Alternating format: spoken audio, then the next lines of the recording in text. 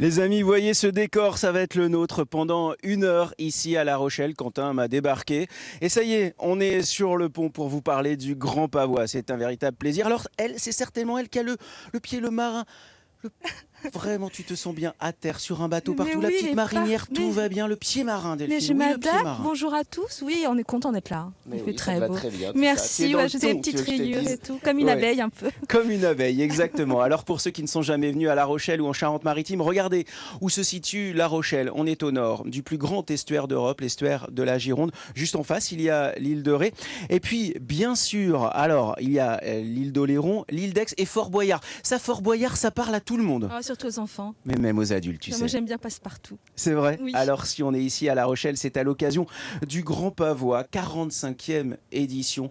85 000 visiteurs sont attendus ici, certainement sous le soleil pour aujourd'hui. En tout cas, 100 000 mètres carrés d'exposition. On va passer 1 heure à parler de tout cela. Delphine, alors 85 000 visiteurs qui attendent le soleil. Tu nous l'avais promis, il est là aujourd'hui. On fait un point sur la fait météo. un petit point. Et puis tout à l'heure, on te retrouve sur la plage pour parler des sports de glisse. Mais oui, ce sera Delphine à la plage. Delphine à la plage, prévoit une tenue. Ça éclabousse un peu. Ah bon? Ouais, T'es sûr? Enfin, je te dis ça comme ça, mais prévois une tenue. À tout à l'heure. Allez, on fait un petit point météo. Effectivement, cet après-midi, alors on a encore du soleil et puis la situation va se dégrader avec l'arrivée d'une perturbation par la façade atlantique. Donc La Rochelle va être un petit peu voilée. En revanche, les températures sont estivales, comprises entre 23 et 29 degrés. 23 pour La Rochelle, 26 à Poitiers, 28 à Limoges ou encore à Mont-de-Marsan, 29 pour Agen et pour Brive. Demain matin, la perturbation se décale progressivement vers le Limousin. À l'arrière, c'est un ciel de traîne qui va s'établir avec une alternance de nuages et d'éclaircies. Donc retour à un temps sec après les pluies de la nuit. Les températures seront stationnaires au réveil, comprises entre 11 et 15 degrés. Il fera 11 degrés à Guéret, 12 à Poitiers, Limoges, 13 à Brive et Agen, 14 pour Bordeaux et pour La Rochelle, 15 à Arcachon et Biarritz. Dans l'après-midi, le temps, donc l'amélioration se confirme avec le retour à un temps sec. Les précipitations devraient concerner uniquement le relief de l'Est et le massif central. Et puis les températures, on va perdre 6 à 7 degrés demain après-midi. On attend des valeurs comprises entre 17 et 21 degrés. Il fera 17 à Guéret, 18 à Pau, 19 à Périgueux et à La Rochelle, 20 pour Angoulême et pour Bordeaux, 21 le maximum pour Niort, pour Arcachon et pour Brive-la-Gaillarde. Alors un conseil, profitez bien de cet après-midi si vous êtes au Grand Pavois de La Rochelle. Et puis vous savez, dans cette émission, on vous fait gagner des cadeaux avec des jeux. Et c'est Christophe qui vous en parle. Ouais, bien sûr, Delphine, on est tellement content de vous accueillir ici en plein cœur du Grand Pavois. On est sur le ponton. À l'heure où je vous parle, le salon ouvre juste ses portes. Alors vous allez pouvoir jouer avec nous et venir vous aussi participer au Grand Pavois. 2 invitations. Regardez, elles sont pour vous. C'est très simple. Vous suffira de téléphoner au numéro que je vais vous donner. Et puis vous pourrez vous présenter à l'accueil et venir participer à toutes les animations ici. Et puis ce livre, Algues gourmandes. Oui, la mer a des vertus. La mer est gourmande et comme vous l'êtes, on vous offre ce livre-là. Je sais qu'il va vous plaire. On peut manger des algues, du poisson, tout ça est très bon pour la santé. 05 55 04 33 33, c'est le numéro de téléphone qu'il vous faut composer pour gagner ces cadeaux-là. Les invitations pour le Grand Pavois qui dure jusqu'à lundi. Vous avez donc le temps de venir si vous habitez le Pays Basque, Ussel ou encore Bressuire. 45e édition et un président heureux. C'est Alain Pochon. Bonjour Alain. Bonjour Christophe. Comment ça va ? Écoutez, très bien. Hein. J'imagine. On a le temps avec nous. Ah, ça, quand on organise une manifestation comme ça et qu'il fait beau, déjà ça démarre bien. Béni des dieux, quoi. C'est super. Des dieux de la mer, évidemment. Évidemment. Alors, 45e édition, quelle belle aventure. Tout a démarré en 1973. Oui, tout a démarré en 1973 avec 4 mousquetaires, qui étaient donc Henri Hamel, Michel Dufour, Hervé Mallard et puis Tonton Hervé. Donc ces 4 personnes se sont rencontrées et disent voilà, il faudrait que nous présentions nos bateaux à flot. À flot. C'était nouveau à l'époque. C'était nouveau. Les salons nautiques, c'était dans des halls d'exposition, voilà, à terre. Les bateaux n'étaient jamais dans leur élément naturel. C'est ça. Donc ils présentent leurs bateaux, ils disent voilà, on va présenter ces bateaux à flot. Comme ceux qui sont, regarde Thierry, comme ceux qui sont derrière nous et qui sont en train de se faire beau par exemple, hein, pour les visiteurs qui commencent. Oui, il est beau votre bateau. Ils me regardent en disant ouais, je sais, il est beau mon bateau. Et donc, première édition. 73. 30 bateaux. Ah ouais. 30 bateaux. Aujourd'hui, nous en avons 750. 300 à flot. 300 à flot, 450 bateaux à terre. C'est énorme. Et une anecdote qui m'a toujours fait rire, avec Henri Hamel, c'est qu'Henri Hamel disait « Nous avons présenté les premiers bateaux en polyester dits étanches. » Dit étanche. Dits étanches. Rassurant. Vous voyez les progrès qui ont été faits. Alors, ouais, mais Depuis. quand vous parlez de progrès, Alain, ça veut dire qu'un salon comme celui-ci, ce qui est très surprenant, c'est qu'au bout de 45 ans, il surprend encore parce que chaque année, vous présentez plus de 250 nouveautés. Quand j'ai lu ça, ça m'a épaté. On invente encore, toujours et en permanence. Toujours, mais ça c'est normal si vous voulez dans notre profession. On invente, on améliore les bateaux. Nos bateaux font en sorte qu'avec les nouvelles technologies, ça nous permet d'avoir des prix plus compétitifs. Et puis le confort des bateaux, Thierry, si tu peux montrer ce catamaran juste ici, c'est assez hallucinant. Le Alors ça confort c'est un d'un nouveau. bateau comme celui-ci. Voilà une des nouveautés par exemple du Mais Grand ouais, Pavois c'est que incroyable, vous avez devant incroyable. vous. Donc le Grand Pavois, comme vous le disiez, donc c'est 750 bateaux, 300 bateaux à flot, Ouais.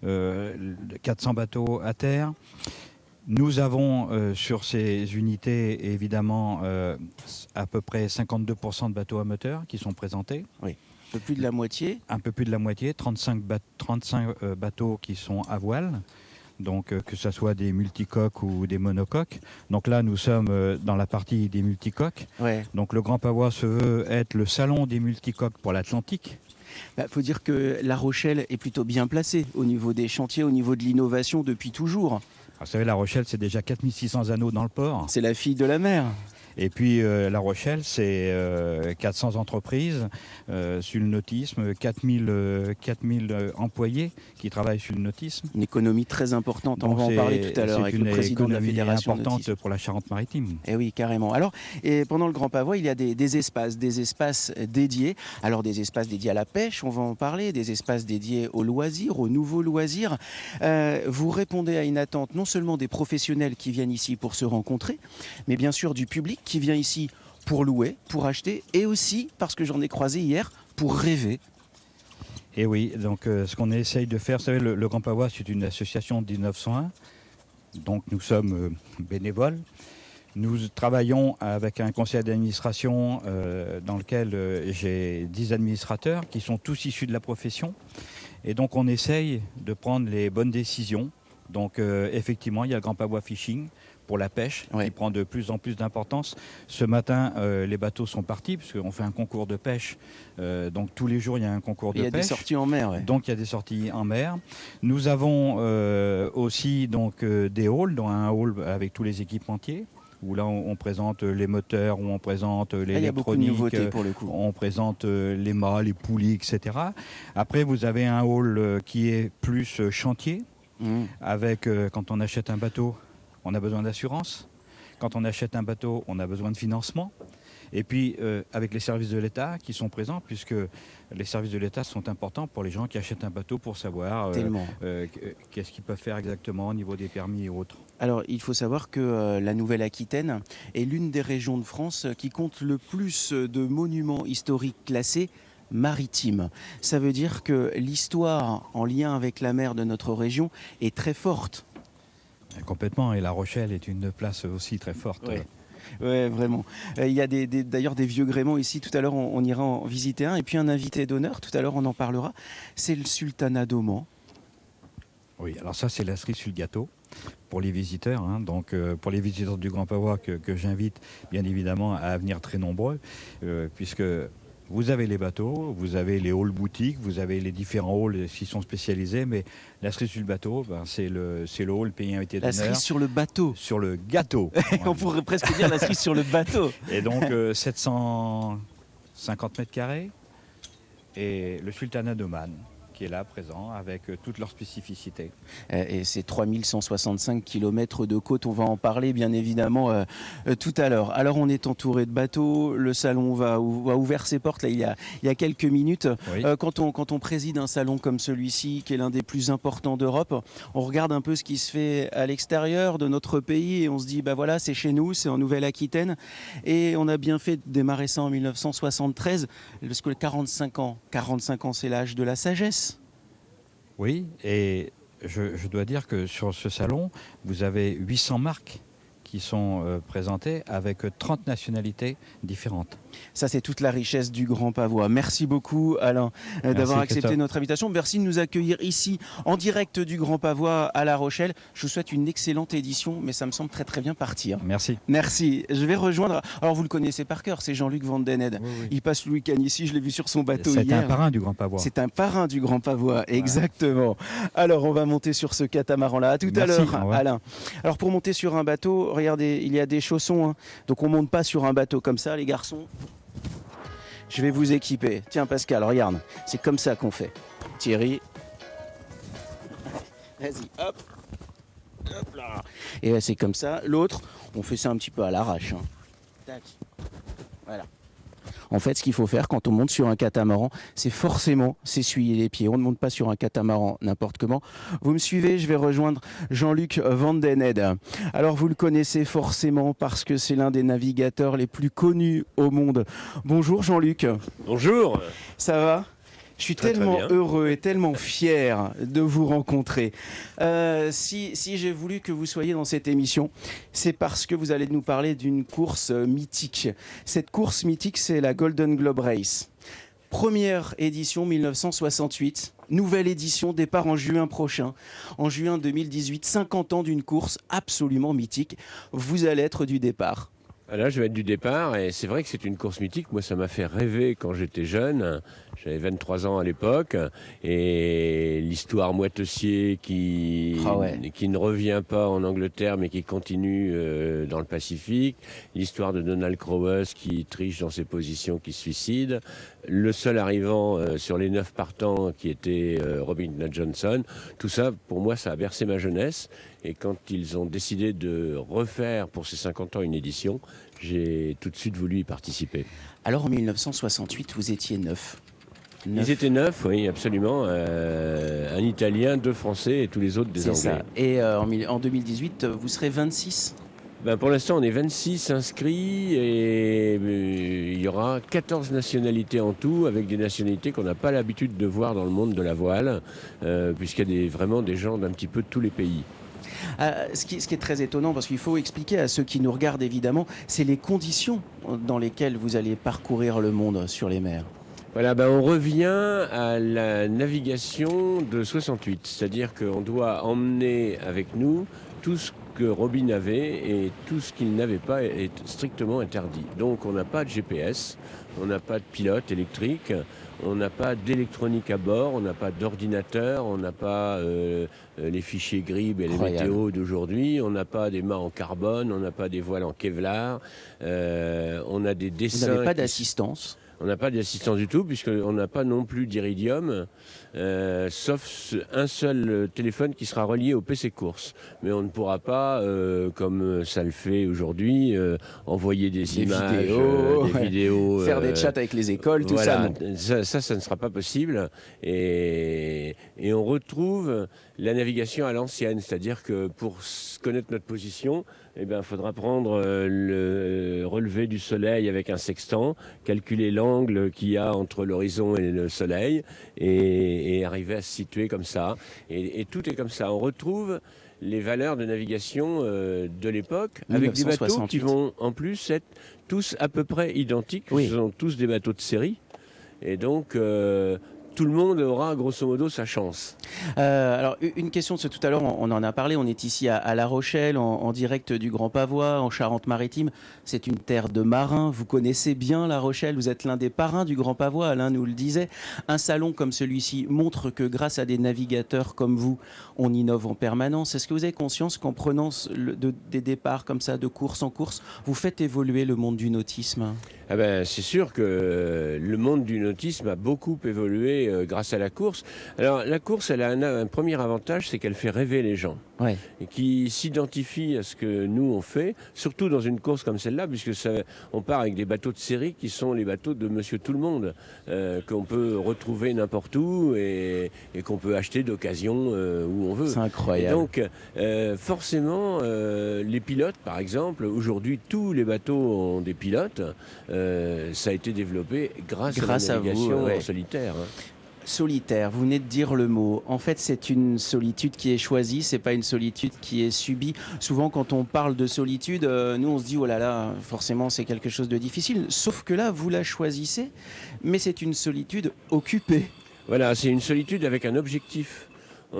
C'est une course, donc on a l'objectif d'essayer de faire marcher le bateau le mieux possible, de préserver son matériel au maximum, parce que dans une course comme celle-là qui dure 8 mois, il y a des possibilités de casse qui sont importantes, et malheureusement sur les 24 bateaux départ, ils n'arriveront pas tous de l'autre côté, parce qu'il y en a qui vont casser des trucs. Bien sûr. Mais en même temps, ça crée un rêve chez les gens qui s'identifient beaucoup à ce qu'on peut faire. Je le vois là, parce que mon bateau est exposé. Ouais, vous êtes sur votre bateau, les gens viennent vous voir. Voilà, alors évidemment, parce qu'aussi votre nom fait partie maintenant des légendes de la mer.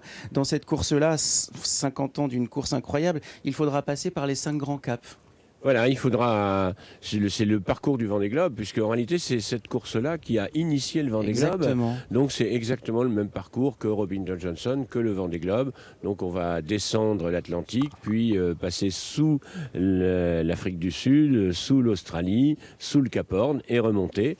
Et c'est le trajet normal. Mais je précise, c'est dans le bon sens cette fois-ci. Oui, parce que vous faites partie de ceux qui ont fait ce trajet-là dans l'autre sens. Voilà, c'est-à-dire contre le vent. Vous êtes le seul record non battu depuis 2004. Voilà, non, je ne suis pas le seul. Hein. Il y en a qui m'ont précédé. Le record, pour l'instant, n'a pas été battu, mais il y en a un qui se prépare cette année, Yves Le Blévec, avec un ultime, un très très grand multicoque, et il s'attaque à ce record cet hiver. Ça va être encore intéressant, je vais suivre ça. Ah bah, j'imagine bien, c'est que cet hiver, vous serez encore en pleine préparation, puisque le départ de la Golden Globe Race, c'est en juin 2018. Ça fait 2 ans que vous vous préparez, 2 ans pour se préparer à une course ?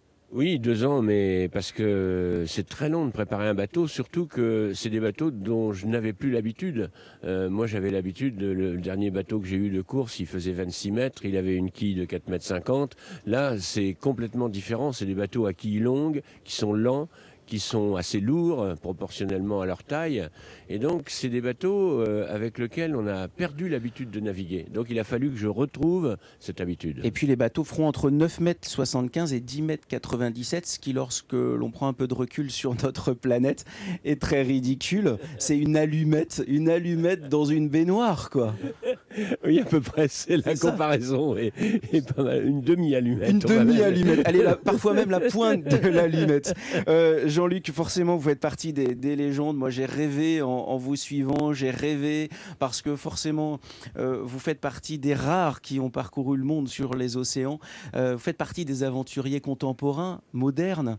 Vous avez tellement de souvenirs. Quand on prend à nouveau une course comme celle-ci, le départ d'une course comme celle-là, qu'est-ce qui se passe dans votre tête ? Vous vous dites, tiens, je vais retrouver des lieux connus de l'océan ? Vous avez des repères ? Alors, le sud, c'est-à-dire quand on arrive dans ce qu'on appelle les 40e rugissants et les 50e, c'est-à-dire la latitude 40 sud et 50 sud, ce sont des mers qui sont très spéciales. Ce sont des vagues longues, et on est entouré d'oiseaux. C'est la solitude totale, on rencontre plus de cargo, on rencontre plus personne. On a l'impression de se trouver sur Terre complètement isolé. Et c'est une impression qui est enjolivée par la beauté de la mer dans ces coins-là. Ce sont ces images-là que vous ramenez sur Terre. C'est très difficile de raconter ce qu'est le Sud, mais tous les gens qui y sont allés en gardent des souvenirs impressionnants parce que c'est une mer qui n'est pas descriptible. Ça change un homme de faire le tour de la planète en bateau ? Ah oui, ça change un homme, ça c'est sûr. On accepte les choses beaucoup plus facilement, on devient un petit peu plus fataliste, on se retrouve, on a le temps beaucoup de penser, puisque dans notre monde moderne, on vit beaucoup vite. Il faut aller vite, il faut que tout soit vite. C'est ça. Et ben là, on va pas aller vite. Les bateaux, on va faire 5 nœuds de moyenne, on va passer 8 mois sur l'eau, on va pas aller vite, on va aller doucement. On va essayer d'aller vite parce que c'est une compétition, mais on va vite avec des bateaux lents. Si on va vite avec des bateaux lents. La sérénité de Jean-Luc Van den Hede. Et si vous voulez en savoir plus, évidemment, sur l'homme qui est passionnant, sur l'homme qui est d'une humilité incroyable, et puis surtout sur cette course et la préparation, vous allez sur son site, il y a tout. Il y a les vidéos de la préparation, il y a l'histoire des courses, évidemment, réalisées par Jean-Luc, mais aussi l'histoire de cet homme. Je vous propose qu'on accueille Yves Lioncan, il est président de la Fédération des industries nautiques. Bonjour Yves Lioncan. Bonjour. Parlez dans votre micro et venez à côté de moi, venez vous installer ici. On est sur ce catamaran qui s'appelle le Bali. Alors, il me semble que dans ces hélicoptères-là, il y a l'ambassadeur du sultanat d'Oman. On va en parler dans quelques instants. Il a eu le privilège hier de pouvoir visiter Fort Boyard. C'est juste en face de La Rochelle. Se poser sur Fort Boyard en hélicoptère, c'est un privilège d'ambassadeur. Que voulez-vous que je vous dise? En tout cas, voilà, c'est ici que ça se passe au Grand Pavois de La Rochelle. Yves Lioncan, vous êtes président de la Fédération des industries nautiques. Un salon comme celui-ci donne forcément une visibilité au monde du nautisme qui, on le disait, n'a de cesse d'évoluer. Absolument, c'est un moment majeur pour notre industrie. Bon, il faut dire que l'industrie nautique française, c'est quand même une industrie d'excellence. C'est vraiment un des fleurons. Et je pense que Jean-Luc qui est là serait un témoin magnifique aussi parce qu'il a vécu toute l'histoire de cette industrie. C'est une industrie qui a conquis progressivement une place mondiale. Et ici, on voit à La Rochelle la réussite de cette industrie et en particulier sur les catamarans sur lesquels nous sommes. Mais bien sûr. Des positions de leader mondial. Enfin voilà, c'est vraiment une très très belle industrie. Alors il y a quelque chose qui tient du mouvement, pas tout à fait de la mode Jean-Luc, mais du mouvement et une appropriation extrêmement rapide de la part de ceux qui aiment le monde de la mer. C'est tous les sports de loisirs, le paddle, le wake, le kite. Ils ont acquis une place dans le monde de la mer quasi immédiate. Le public a tout de suite répondu. Oui, alors, vous avez raison, ça donne par moments un peu le tournis. Mais ouais, ça va très vite. Parce que, il y a l'innovation technique. En fait, les bateaux ne cessent d'évoluer. Ouais. Les matériaux, on en a parlé avec Jean-Luc. Les équipements, les techniques de navigation. Bon, c'est une chose. Après, il y a les pratiques qui évoluent. Ouais. Parce que nos plaisanciers, ils ont des goûts différents. Ils veulent, certains partir simplement 48 heures, d'autres veulent plus être propriétaires d'un bateau. On en parlera peut-être. On peut en louer ici, mais ils ont envie d'en profiter. Et puis alors après, il y a tous les nouveaux produits.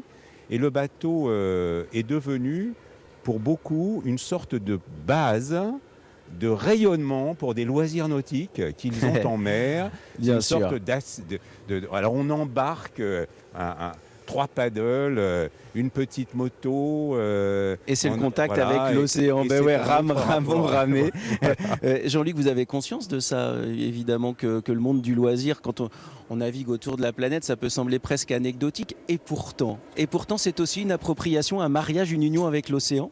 Oui, mais tout ça, c'est à prendre en ligne de compte. C'est vrai qu'on voit beaucoup de jeunes arriver à aimer la mer par des sports tout simples comme sont le surf, le paddle, etc.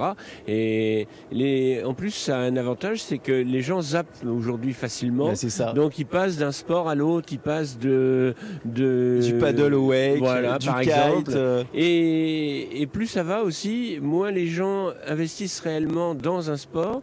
Donc, ils passent à la location assez vite parce que c'est bien plus simple de louer, c'est bien plus simple. Ça engage moins sur la durée aussi. C'est une réalité du marché des fédérations nautiques. La Nouvelle-Aquitaine est plutôt bien placée dans ce domaine.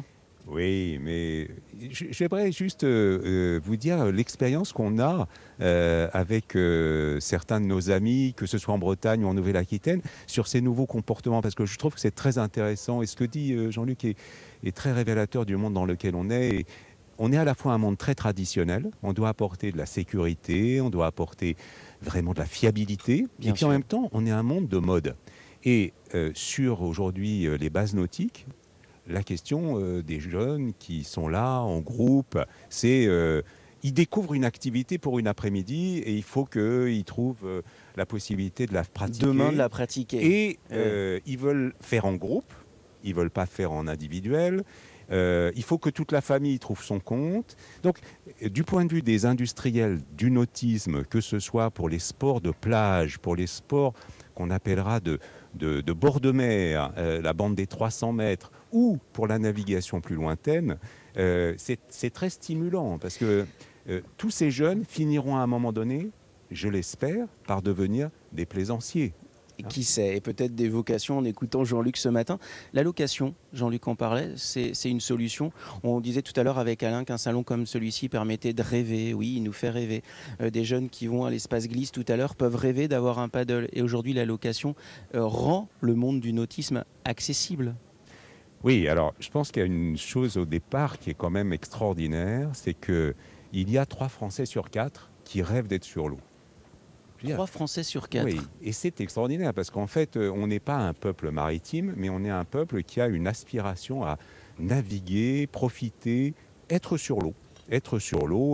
Et donc on peut se dire que le potentiel de gens qui pourront profiter de la mer est considérable. Le seul sujet pour eux, c'est souvent d'avoir le moyen économique du premier pas. Sûr. Et la location est souvent un moyen économique. Alors on peut louer une planche.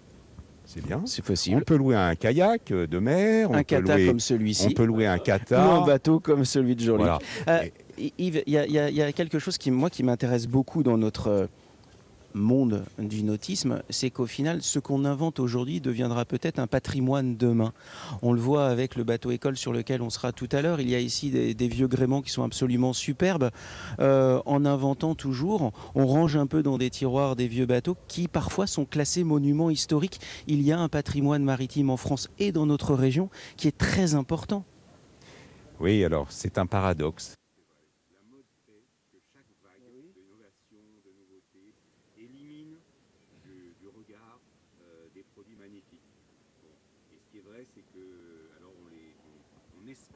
On espère rencontrer des Jean-Luc plus souvent, qui vont les faire revivre, qui vont faire des courses vintage avec des bateaux emblématiques des années 60. Bon, évidemment, je dirais, c'est un peu le nautisme de ce point de vue suit la mode générale. Je ne crois pas qu'on soit singulier. Aujourd'hui, les gens ont besoin d'être toujours portés par une sorte de découverte ou un sentiment de découverte, alors que parfois, très honnêtement, ils se retourneraient sur ce qui existait il y a quelques années, ils y trouveraient énormément de plaisir. Mais ce n'est pas moi qui produis des produits qui voulais vous dire. Bon, la fameuse phrase, c'était mieux avant. C'était mieux avant. En tout cas, merci beaucoup, Yves Lioncan. Oui, Jean-Luc ? C'était différent. C'était différent. Et ce sera bien demain aussi. Merci beaucoup. Très bon salon nautique. On est toujours en direct, évidemment, du Grand Pavois. On vous souhaite un très, très bon salon. Il y a beaucoup de rencontres professionnelles ici qui comptent. Et si vous passez par La Rochelle, le bateau de Jean-Luc est juste derrière moi. Il y passe beaucoup de temps parmi ses journées. Donc, allez le rencontrer. Il vous racontera son départ à partir du mois de juin 2018. Merci beaucoup, Jean-Luc. Et à très bientôt. Alors, si vous venez de nous rejoindre, soyez les bienvenus. On est en direct du Grand Pavois. C'est l'un des salons nautiques les plus importants d'Europe, avec plus de 300 bateaux à flot ici. C'était une nouveauté d'ailleurs en 1973. On est ici à La Rochelle. Vous vous demandez où c'est La Rochelle si vous êtes loin de cette belle ville. Belle et rebelle. Regardez, c'est ici, c'est en Charente-Maritime, en face de l'île de Ré. Vous savez où c'est l'île de Ré ? En face de Fort Boyard. Vous connaissez Fort Boyard ? Eh bien, on est là, à l'occasion de la 45e édition du Grand Pavois. 100 000 mètres carrés d'exposition. Et pour cette 45e édition, un invité d'honneur. C'est le Sultanat d'Oman. C'est un pays assez particulier qui est à la pointe nord-est de l'Afrique. À son nord, comme ça, il y a les Émirats Arabes Unis. À l'ouest, il y a l'Arabie Saoudite et au sud, le Yémen. En face, c'est l'Inde. Autant vous dire que le Sultanat d'Oman est le trait d'union entre l'Afrique et l'Inde. Bonjour, vous êtes la vice-présidente de l'Office de tourisme du Sultanat d'Oman. Je suis ravi de vous retrouver, bonjour. Rania Kodre, pour parler de ce pays que l'on connaît peu et qui pourtant, avec ses 3165 km de côte, est un pays de marins. C'est le sultanat de la mer. Bon, tout d'abord, je voudrais remercier le département de Charente-Maritime pour leur invitation. Nous sommes honorés d'être là comme pays invité d'honneur. Et j'ai un grand merci pour le Grand Pavois Organisation, vraiment, parce que nous sommes avec vraiment un grand cœur d'être ici. Mais parce que quand on parle du sultanat d'Oman, on pense à Simbad le marin, on pense à Marco Polo. Le sultanat d'Oman, c'est tout ça, c'est ces histoires de marins. Le sultanat d'Oman, en fait, vous avez bien décrit, ça se trouve dans le sud-est de la péninsule arabique. C'est pas un petit sultanat, c'est un grand sultanat. Oui, ça c'est fait très grand. La taille de l'Italie, c'est plus que la moitié de la France. Et c'est un sultanat qui a une longue histoire avec la mer, plus que 5000 ans d'histoire avec la mer. Les Omanais sont des marins, ils sont allés jusqu'aux Chine. Avec des bateaux, d'ailleurs, nous avons un ici, petit exemple, c'est très beau, un dhow. Ça, c'est de l'artisanat omanais. C'est de l'artisanat qui se trouve dans notre pavillon, d'ailleurs, mais c'est un bateau qui s'appelle le dhow. Le dhow, c'est le boutre. C'est fait une seule pièce en bois, sans moteur. Une seule pièce, là? Une seule pièce sans bois, sans moteur, sans clous. Donc c'est une fabrication très, très authentique qu'on trouve toujours au sultanat d'Oman. Donc ils sont allés par la mer pour faire les commerces depuis des milliers d'années. Rania, quand on voit ce qui est devant vous, on comprend bien que l'histoire de ce sultanat est riche et l'artisanat du sultanat d'Oman raconte l'histoire de ce pays. Alors nous avons le plus important chez nous, c'est l'encens. C'est le pays de l'encens parce que vous avez dans le sud du sultanat, donc dans la région de Dhofar, il y a l'arbre à encens qui est patrimoine de l'UNESCO. Et de l'encens, c'est de la résine. Donc, qui sont très très bons d'ailleurs. Et là, on le brûle, il se parfume. Là où vous entrez, vous allez voir vraiment le parfum. Et donc, ça fait partie des commerces qui faisaient en maritime il y a des années. Aujourd'hui, le sultanat d'Oman a une histoire même avec la France parce qu'en 1841, le premier consul français, il est parti à Oman. Donc nous avons une histoire qui date depuis des années. Il y a un trait d'union entre ce sultanat et la France. Alors c'est un pays très coloré. C'est un pays qui surprend par la diversité de ses paysages. Ici, vu de France, d'abord beaucoup ignorent qu'il y a une si grande façade maritime avec l'océan Indien, on ne l'a pas dit, mais le magnifique océan Indien. Et puis ces couleurs, les lumières de ce pays qui sont singulières, uniques au monde. C'est un pays en fait qui a le soleil, on peut dire 360 jours par an. On a amené le soleil à La Rochelle. Et c'est un pays qui est très accueillant, c'est un pays très authentique. Nous n'avons pas de gratte-ciel dans le pays, c'est interdit par la loi. C'est interdit. Mais c'est en même temps l'ouverture vers le monde. C'est l'authenticité mais l'ouverture. C'est un peuple très accueillant. Et l'hospitalité, ça fait partie de leur culture. Alors quand vous parlez de culture, il faut parler d'histoire, parce qu'il y a des sites classés au patrimoine mondial de l'UNESCO qui sont absolument remarquables. Bien sûr, il y a les paysages naturels à protéger, mais des sites qui montrent que ce pays-là a toujours été, je le disais, le trait d'union au fond entre l'Afrique et l'Inde. Entre l'Inde et l'Afrique. D'ailleurs, on voit ça même dans leurs vestiges. Quand on voit les Omanais qui portent le kumma comme un petit chapeau, ouais, c'est vrai. Très, très africain. Et ce que vous avez vu, vous voyez là, c'est ce tissu-là. Oui, c'est quelque chose qu'ils mettent sur le tête, mais il y a de toutes différentes sortes. C'est comme un turban. Et c'est vrai que c'est l'histoire entre l'Inde et l'Afrique et la mer, c'est justifié d'ailleurs qu'on soit là. Nous avons nos partenaires Oman Sail également parce que Oman Sail, c'est une existence depuis quelques années, l'existence avec la mer. Alors, j'ai une question à vous poser. Hier, j'ai vu que le président du tourisme charentais-maritime a amené l'ambassadeur sur Fort Boyard. Il a été déposé. Nous étions gâtés. Ah, mais c'est un privilège. Alors, il faut que je vous dise tout de suite, je suis jaloux. Oui, il n'y a pas que vous. Ah bah ouais. Apparemment, tout le monde est jaloux, mais c'était en fait c'était quelque chose d'exceptionnel de visiter Fort Boyard. Et nous avons eu l'idée, pourquoi pas faire venir des Omanais comme équipe pour Fort Boyard. Mais nous, ce qu'on attend aussi, c'est on attend aussi d'avoir non seulement les Français, toute la région, avoir un échange avec Oman. Quelque chose de vraiment solide. En fait, c'est vous qui allez devenir les ambassadeurs de France dans ce sultanat d'Oman. On va inverser les rôles, Rania, ça va se passer comme ça. Merci beaucoup de nous avoir accueillis, nous avoir montré cet artisanat omanais avec l'encens. Je suis très surpris du parfum, de la douceur. Nous avons l'encens, il y a plusieurs sortes d'encens, ça dépend de l'arbre et la qualité, mais je vous invite à passer voir on brûle l'encens. Il faut passer, si vous passez par le Grand Pavois, dans le pavillon du Sultanat d'Oman, et vous découvrirez la richesse de ce pays, 3165 km de côte.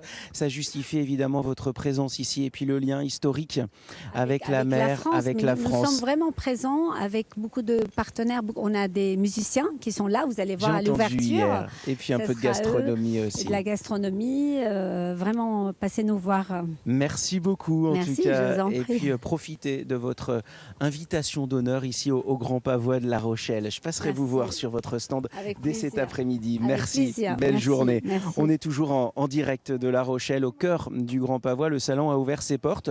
Les visiteurs commencent à arriver très, très lentement ici pour profiter bien sûr des animations, pour pouvoir visiter quelques bateaux comme des vieux gréments. Et le vieux gréement sur lequel nous allons embarquer s'appelle le Saltillo. Il arrive de Bilbao. C'est un navire-école qui est d'une beauté absolument incroyable. Depuis ce matin, les élèves nettoient le bateau, alors qu'honnêtement, il était très très propre. Ils naviguent dessus. Ils m'ont même dit qu'entre Bilbao et La Rochelle, ils avaient pêché des thons. Ça permet de cuisiner aussi pour les élèves marins dans ce bateau. Et je vais rejoindre Bernard Perraudot. Ça tombe bien puisqu'on parle de pêche. Bernard Perraudot est marin-pêcheur depuis l'âge de 14 ans. Si vous voulez bien, vous me suivez. Thierry, tu vas me rejoindre. Je passe devant. Oups là, j'ai failli chuter, voyez-vous. Messieurs, bonjour. Comment ça va? Hola, ¿qué tal? Muy bien, muy bien. Muy bien, muy bien. Bernard Perraudot, bonjour. Bonjour Christophe. Comment ça va Bernard? Eh ben, ma foi, ça va bien, il y a un beau soleil. Il est pas beau ce bateau? Il est magnifique. Le Saltillo. Vous qui êtes marin-pêcheur, ça doit vous parler, non?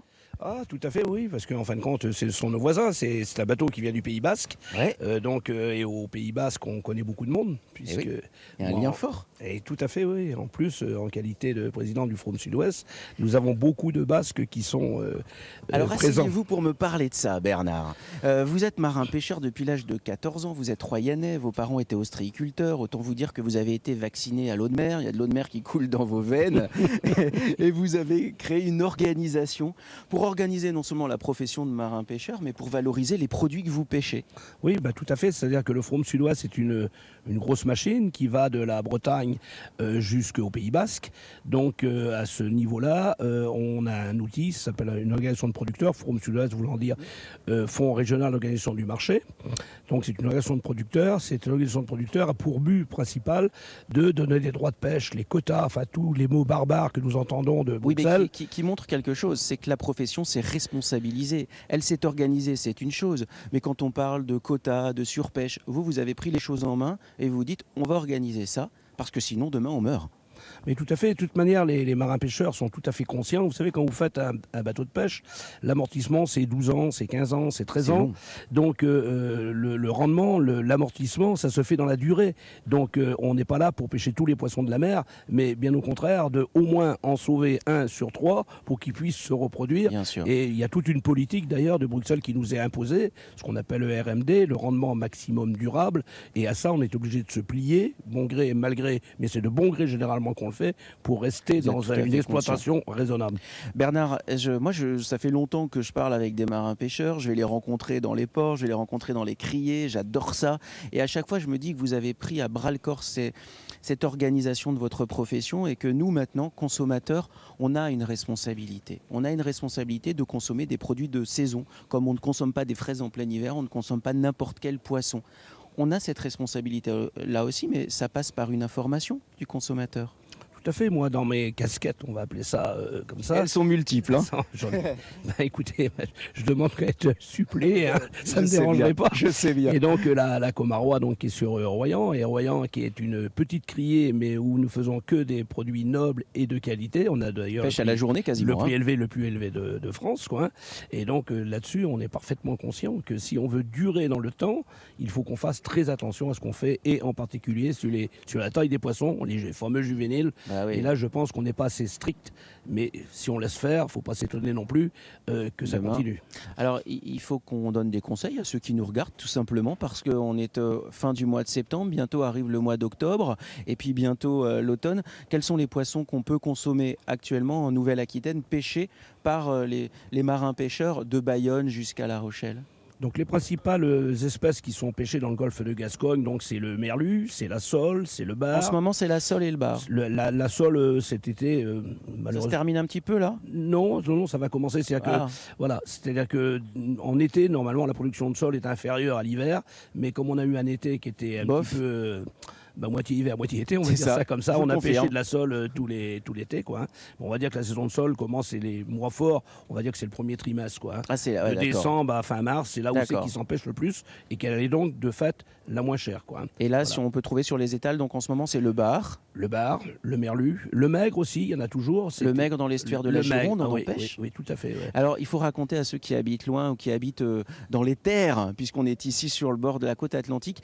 Avant, le maigre, ça se pêchait avec des yoles et à l'écoute, parce que c'est un poisson qui gronde. C'est ça, c'est une particularité. Qui grogne. C'était une pêche particulière, ça. Ouais, c'était une pêche qui était très spécifique. Hein.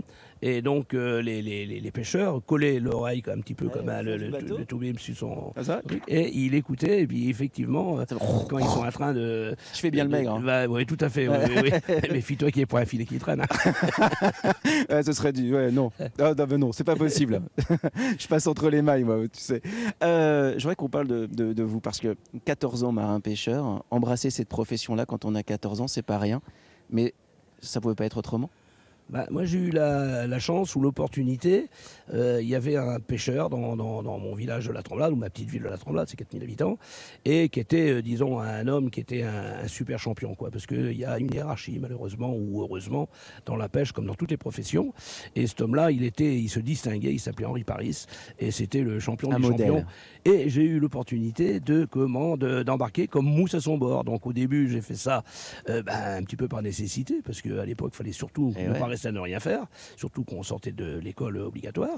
Et donc j'ai eu l'opportunité d'embarquer dessus. Et puis du coup, peut-être que j'aurais pas continué, mais étant donné que c'était un métier qui nourrissait bien son homme, et puis enfin naviguer avec cet homme-là, c'était un privilège. C'était presque l'homme est encore une légende. Il y a des endroits de pêche du côté de l'estuaire de la Gironde qui s'appellent le Trou à Paris. Ah oui, carrément. Oui, 50 ans après. C'est génial ça. Oui, tout à fait. Ouais. Et vous alors, vous avez le sentiment de prendre un peu sa suite ou pas? Oh, sa suite, ça serait prétentieux, c'est pas ça du tout. Parce que dans le métier, quand on parle de vous, vous êtes une personnalité, vous êtes une forte personnalité, et puis vous imposez aussi une vision des choses.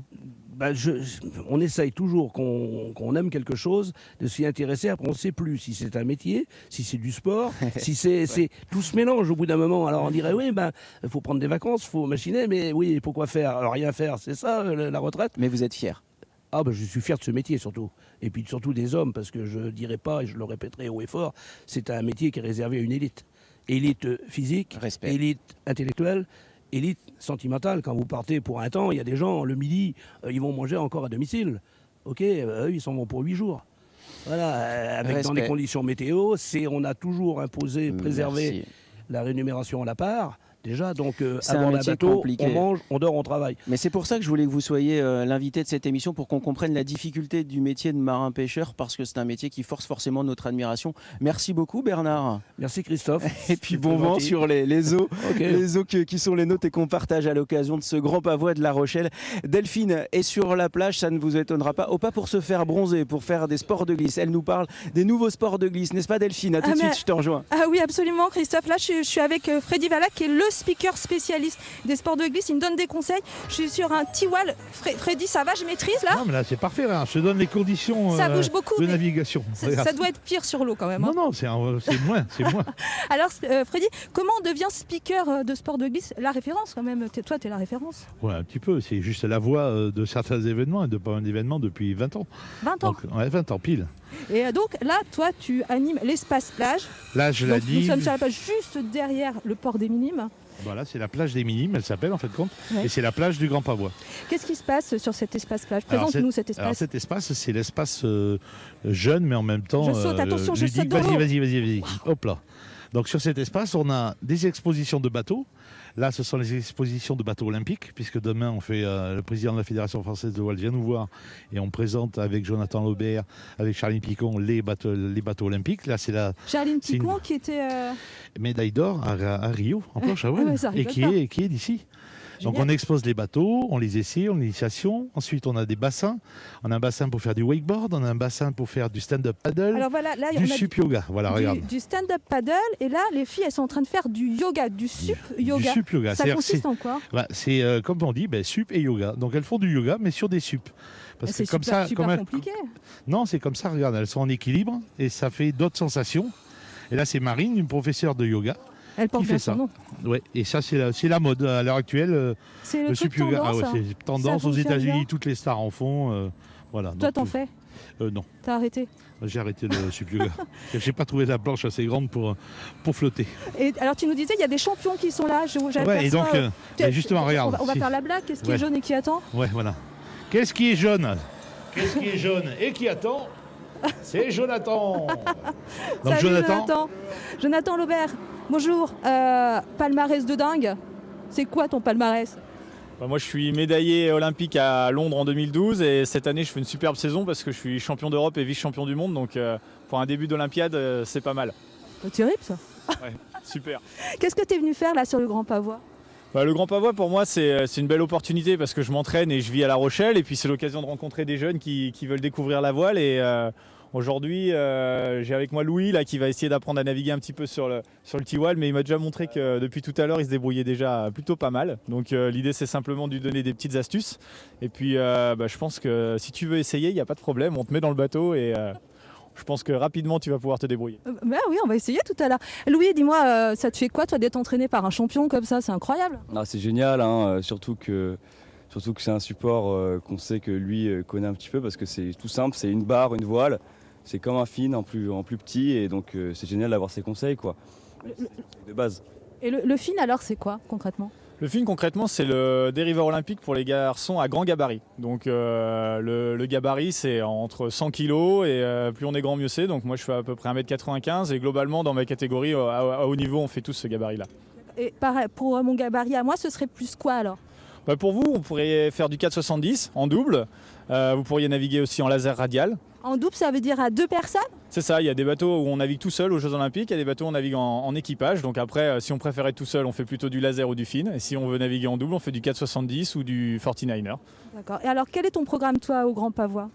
Alors au Grand Pavois, c'est l'occasion pour moi d'envoyer un retour à tous mes partenaires. Notamment aujourd'hui, je vais passer la journée avec la Banque Populaire Centre-Atlantique. Il y a un bel événement qui est organisé aujourd'hui où les enfants vont naviguer, un espèce de challenge voile. Ce sera l'occasion pour moi de les rencontrer, de discuter un petit peu avec eux. Et puis hier, j'ai passé la journée avec des collaborateurs de Jeep, qui aussi me soutiennent tout au long de la campagne. Et c'est génial de pouvoir, dans un cadre comme ça, rencontrer tout le monde. Alors toi, tu as 32 ans, tu as un palmarès de dingue, on le disait. C'est important pour toi la transmission aux plus jeunes? Oui, bien sûr, parce que moi, quand j'étais plus jeune, forcément, c'était les champions de l'époque qui me faisaient rêver. Et avoir l'occasion de rencontrer ces idoles, c'est toujours super génial. Je pense que les tennisman, s'ils ont l'occasion de rencontrer un Roger Federer ou un Rafael Nadal, ils seraient ravis. Bien sûr, je ne me compare pas à eux, mais quand on a l'occasion de rencontrer un champion de sa discipline, c'est toujours quelque chose d'unique et c'est un beau souvenir. Merci d'avoir été avec nous ce matin. On te laisse bosser. Bonne chance pour tous tes projets. Je crois qu'on vise un peu la Coupe de l'Amérique, les JO de Tokyo. Oui, voilà, il y a beaucoup de choses qui arrivent. C'est vrai que pour moi, l'objectif à court terme, c'est bien sûr les Jeux de Tokyo. Essayer de retourner et d'essayer de décrocher une autre médaille. Et puis c'est vrai que la Coupe de l'Amérique, ça fait forcément partie des choses qui me font rêver. Donc on va voir comment les années futures se profilent. Merci. Alors Freddy, Delphine. Le wakeboard, qu'est-ce que c'est que le wakeboard? Parce qu'on voit des gens défiler comme ça. C'est très simple. Maintenant, la modernité a fait qu'il y avait... Avant, c'était un treuil qui faisait ça. Tu veux vraiment pas faire du T-Wall? On verra plus tard. C'est sûr, maintenant tu mets dessus. Hein. Oui, on va se mettre dessus. Oui. T'es sûr? Oui. On y va. Hein. Moi, si on me donne l'accord, on te met dessus. Le wakeboard, alors raconte-nous. Le wakeboard, c'est très simple. Donc, c'est un câble. La piscine fait 50 mètres. C'est la plus grande piscine d'Europe qui se balade partout. Et en fait, compte, regarde, c'est comme du snowboard, mais c'est sur l'eau. Donc, c'est une planche où ils se mettent en travers avec un palonnier, comme du ski nautique. Et hop, ils font des allers-retours. Et ce qu'il y a de bien avec ce système-là, c'est qu'ils font des allers-retours sans arrêt. Donc ça ne s'arrête jamais. C'est génial ça. D'accord. Et toi, tu commentes, il y a des championnats qui existent? Oui, il y a des championnats de wake, des championnats de France, championnats du monde. Moi, je ne suis pas commentateur de wake, je fais plus tout ce qui est surf, planche à voile, etc. Et voilà. Donc, Mais moi, c'est tout ce qui est sport de glisse. Moi, j'aime l'eau, donc j'habite au bord de l'eau, je suis d'Arcachon. Et tout ce qui se passe sur l'eau, ça me passionne. Bah oui, on voit ça. Hein. Voilà. Et tu ne pratiques pas? Si, je pratique la planche à voile. La planche à voile, d'accord. T'es sûr que tu veux pas y aller? Moi, je te mets à l'eau. Jonathan, oui, on va essayer, Christophe. Non. Prends le micro. Attends, viens. Enlève ton oreillette. Allez, enlève ton oreillette. Non, il faut prendre les choses en main à un moment donné. Oui, viens Vous là, savez viens quoi? là, Il faut prendre les choses en main. Il faut qu'elle fasse. Mais non, mais t'es d'accord avec moi? Attends, avec un champion olympique, c'est normal. Mais si, regarde, t'es prête, Tatou. Il y a un champion olympique, t'imagines? T'es en train de te fabriquer des souvenirs. Si, elle est en train de se fabriquer des souvenirs. Allez, hop là, allô. Tu vas voir, c'est tout simple. Mais ouais. Il y a l'échelle à côté. Oh, non, mais aidez-la à monter dessus. Ah, bah, avec une échelle, mais carrément. On va la faire tomber quand même. Elle n'est pas au courant, mais. Mais oui, il faut. Non, mais t'as c'est canard, facile. c'est tout. Alors, vous êtes en train de vivre un moment de télévision. Voilà. Eric Vigneron qui fabrique les best-of, je pense, gardera cette séquence à un moment donné pour que vous puissiez en profiter. C'est ça qui va te permettre de régler la voile. Voilà. Et donc, quand tu vas pousser la barre, le bateau il va tourner vers la droite. Et quand tu vas la tirer, il va tourner vers la gauche. D'accord? Ça, c'est l'accélérateur. Attends.